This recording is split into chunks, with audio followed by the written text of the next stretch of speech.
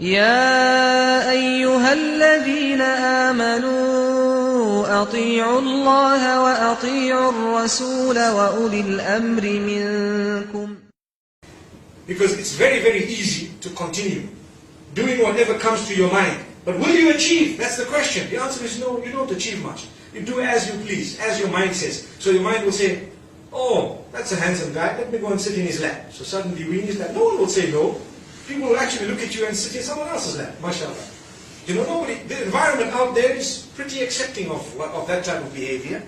But we're Muslimin.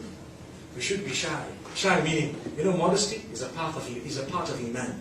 Al-haya'u shu'batun min al-iman. To be modest is a part of Iman. And this is why, that is what keeps us away from doing this type of thing. What are we going to achieve? I can tell you.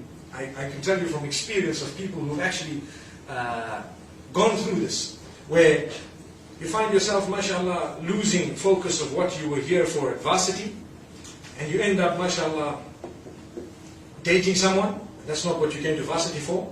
If you really want to marry someone you've seen that really is a brilliant Muslim and for the right reasons, alhamdulillah, no one is saying that's wrong. But sometimes, the environment shows you that someone is good when they really are not good, because the things, you see them as cool because they're cool with the people that are around, yet it's not actually the religious environment, nor is it the environment that reflects your upbringing back at home. So they won't fit back at home, but they fit for as long as you're here at the varsity. So what happens is, mashallah, people start dating. Or should I say, a'udhu billah, people start dating.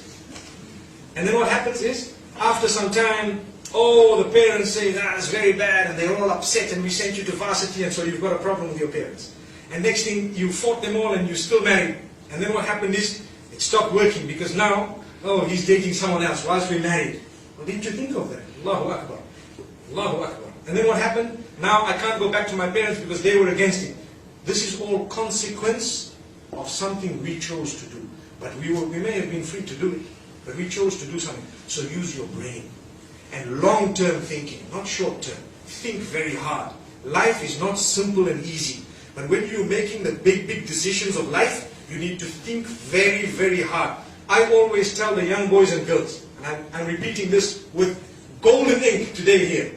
Your brain and your heart are two of the most powerful organs of your body. Do not give control of them to anybody. Never ever. There you are. Did you hear what I said? You might not agree. It will come in handy one day, inshallah. Your brain and your heart are two of the most powerful organs of your body.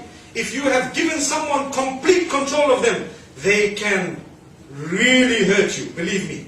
They can abuse you to the highest degree. The only one who should have ultimate supreme control of that is Allah.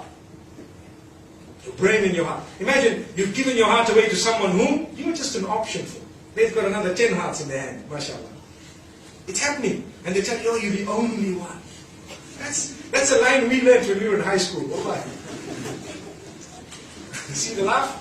MashaAllah. So we shouldn't do this. We should understand it's very tempting. It sounds rosy. It sounds so nice and sweet. And it sounds, it's the in thing. Yeah, he's a big hunk, mashallah, big, strong, well built. Wow, I can imagine walking with my arm in his arm.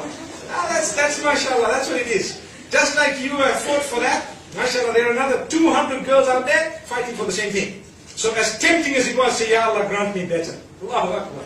Then what will happen? You might find a small, little guy who's not that big, but he will honor you, respect you, and put you on a golden carpet and walk with you, and you won't regret.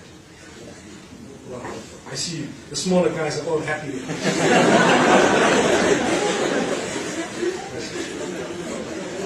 So I've tried to keep this talk as plugged in as possible, considering the age group that we're speaking to, and try to keep it as relevant as possible to what may be going on around here. I've spoken about just a few points, and I hope and I pray that we've benefited, inshallah.